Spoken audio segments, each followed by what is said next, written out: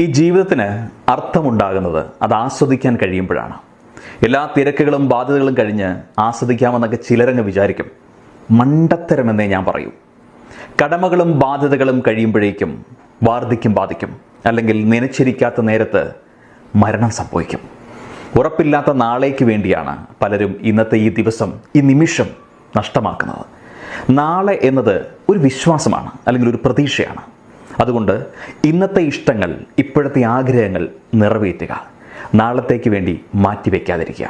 Have a great day.